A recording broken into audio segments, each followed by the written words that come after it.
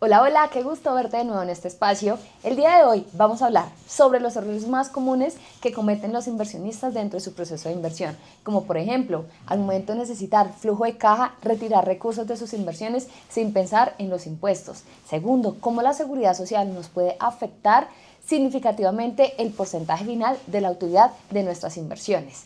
Cómo no hacer beneficios tributarios puede permitir que tengas que pagar más impuestos sobre tus ingresos salariales y además sobre tus inversiones. Así que comencemos.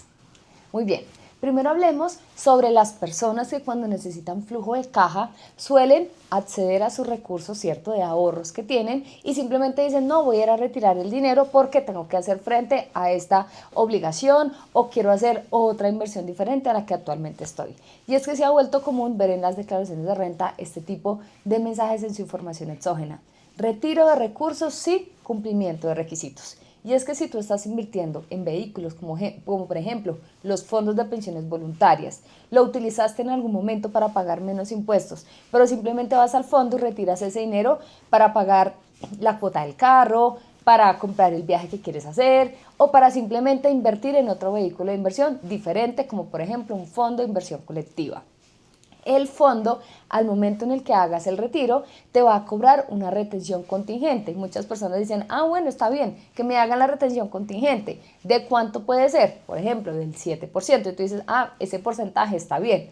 Pero resulta que cuando llegue el momento de presentar la declaración de renta, que es el año siguiente del retiro, ese retiro que hiciste, esos 10 o 20 millones de pesos que hiciste, se sumarán a tus otros ingresos salariales, a tus otras inversiones, a tus otras rentas de capital. Y si, por ejemplo, en el año en el que tú hiciste el aporte, supongamos que el aporte lo hiciste en 2022 y en ese año te ganabas 10 millones de pesos mensuales, aportaste 10 millones al fondo y en 2026 retiraste los 10 millones de pesos del fondo sin cumplir los requisitos. Es decir, que en tu declaración de renta que presentes en 2027, esos 10 millones de pesos más los rendimientos serán un ingreso para ti. Pero si en 2026 ya no te ganas los 10 millones de pesos que te ganabas hace 4 años, sino que hoy te ganas un salario integral, por ejemplo, 22, 23 millones de pesos, pues resulta que ahora te va a costar el doble ese ingreso. ¿Por qué? Porque tu tarifa de renta aumentó, porque duplicaste tus ingresos. Entonces terminarás pagando muchísimo más en impuestos solamente por haber retirado los recursos sin cumplir requisitos. Muy bien, un segundo error que se comete al hacer retiro de las inversiones es, por ejemplo, en los fondos de inversión colectiva. Resulta que hay personas que suelen tener su fondo de tranquilidad, su fondo de emergencia en los fondos de inversión colectiva y suelen tener una cuenta de saldos grandes. No, yo tengo allí en mi cuenta 50 millones de pesos. 100 millones de pesos. Me he encontrado con personas que mezclan, por ejemplo, sus cuentas de ahorro con sus cuentas, digamos, empresariales y tienen allí saldos significativamente altos. ¿Qué pasa? Que si tú constantemente le estás aportando al fondo, ya no tienes 100, sino tienes 101 y luego tienes 105, esos 105 millones de pesos te van a generar unos rendimientos todos los meses. Entonces, si tienes en rendimientos acumulados 5 o 10 millones de pesos, en el momento que tú necesites caja, surgió una eventualidad, se me dañó y tengo que reparar algo en el carro, voy a ir a retirar los 5 millones de pesos de mi fondo de inversión porque para eso lo tengo.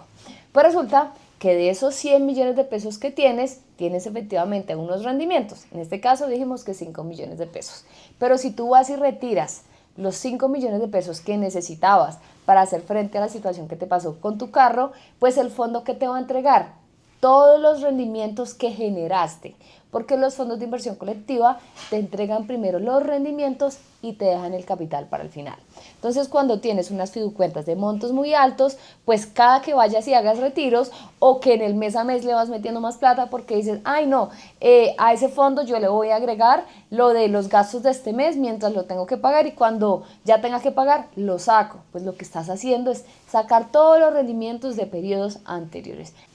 Entonces, ¿qué puedes hacer en este tipo de casos? Optar por tener sí las fiducuentas, pero de montos más bajitos por objetivos. Entonces, la fiducuenta para el pago del impuesto de esto, la fiducuenta para pagar este compromiso y de montos bajitos. Cosa que cuando tú necesites liquidez para este tipo de eventualidades, lo que tengas es acceso a tu capital porque lo que te rentó es realmente bajo. Y ya para inversiones un poco más grandes, pues optar por otro tipo de vehículos. ¿Por qué razón? Porque además en el 2024 el Consejo de Estado dijo, hubo una sanción, ¿cierto?, de una persona que tuvo unos ingresos en el 2014 y esta persona había tenido rendimientos de su fiducuenta sobre el cual no había pagado seguridad social. ¿Qué dijo el Consejo de Estado? La fiducuenta opera con dinero a la vista, o sea, tú lo tienes disponible, tú pudiste haber utilizado esos rendimientos. Entonces hay una presunción de ingresos, por lo cual sobre los rendimientos de seguridad, sobre los rendimientos de las fiducuentas también hay que pagar seguridad social.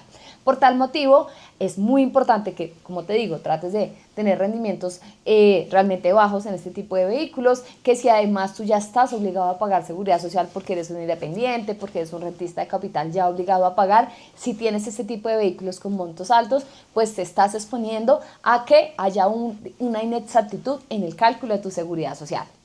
Muy bien, ahora hablemos el no tener en cuenta la seguridad social dentro del proceso de inversión.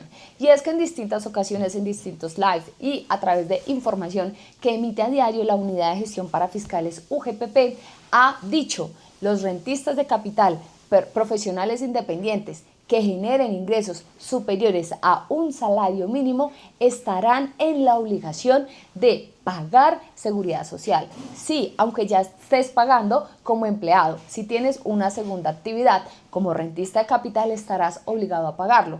¿En qué caso?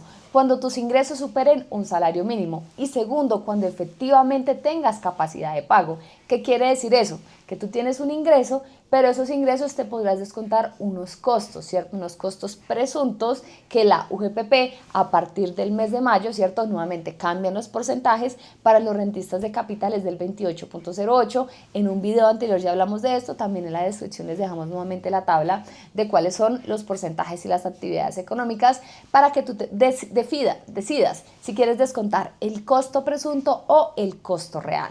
¿Por qué hablamos de costo real? Porque hay inversiones particulares, como por ejemplo los arrendamientos, en donde puede que tu costo real sea más alto que el costo presunto, porque estás pagando los intereses del crédito, porque se te dañó algo, porque hicieron un ajuste en la copropiedad y aumentaron el costo de la administración. Muchos factores que pueden hacer que tu costo real sea mayor. Muy importante, si tú optas por los costos reales, debes de tener efectivamente el soporte que avale estos costos y que cumplan con las condiciones del artículo 107 del Estatuto Tributario, y es causalidad, proporcionalidad, necesidad y además que tengas el soporte en un dado caso que la OGPP te requiera, porque la OGPP sabe exactamente cuánto es el porcentaje que te puedes tomar y si estás tomando un valor adicional, pues te va a decir, venga, muéstreme a ver usted dónde determinó ese ingreso base de cotización.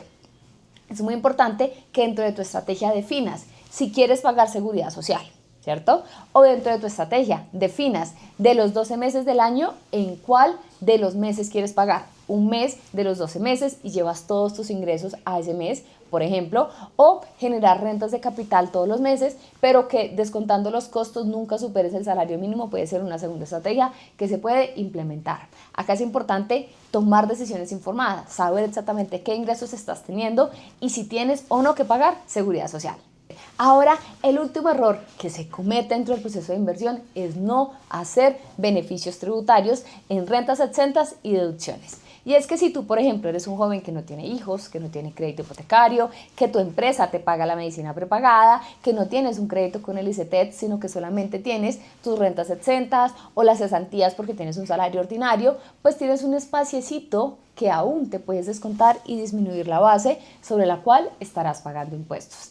El no utilizar ese porcentaje hace que todos tus ingresos en general paguen un mayor impuesto de renta. Y es que si, por ejemplo, tu salario es de 10 millones de pesos, en el año te ganas alrededor de 144 millones de pesos, incluyendo primas, cesantías, intereses a las cesantías y vacaciones. Pero no estás haciendo beneficios tributarios, quizás estás en una tarifa de renta entre el 19%, pero si a eso le sumas que tienes tus CDTs, tus cuentas de alta rentabilidad y de eso te estás ganando, por ejemplo, 10 millones de pesos. Supongamos que hay un componente inflacionario de la mitad, tienes 5 millones de pesos gravables. Si no estás haciendo beneficios tributarios, pues sobre esos 5 millones de pesos estarás pagando un 19% de impuesto de renta o un 28% o un 33%, dependiendo cuál sea tu ingreso global en el año. Entonces significa que estás dejando de ganar ese porcentaje, ¿cierto? Estás dejando de reinvertir este valor dentro de tu proceso de inversión. ¿Qué hay que hacer acá? Primero, priorizar tus beneficios tributarios. Saber exactamente cuál es el espacio que tienes en ese año para mandar a los beneficios tributarios. Segundo, decidir si efectivamente quieres invertir en inversiones de ingresos, es decir, en la cuenta de alta rentabilidad que te paga el rendimiento diario, en el CDT que te paga el rendimiento al vencimiento, en comprar acciones que te pagan dividendos si tienes ingresos, en invertir en fondos en donde te estén pagando rentas de manera regulares, en utilidades en ventas de acciones fuera de una bolsa colombiana. Esa es la mejor decisión que tú tienes que hacer, optimizar beneficios tributarios y así elegir cuáles son los vehículos en donde querrás hacer crecer tu patrimonio. Así que es muy importante que entiendas qué impacto tienes al momento de querer hacer retiros de tus inversiones, la seguridad social, si estás o no obligado a hacerlo, y tercero, si ya estás haciendo beneficios tributarios en rentas exentas y deducciones, y de esta manera podrás mantener tus utilidades, hacer crecer tu patrimonio y evitar riesgos de sanciones innecesarias. Así que espero que te haya gustado este video, compártelo con amigos y conocidos y nos vemos en el próximo. Chao, chao.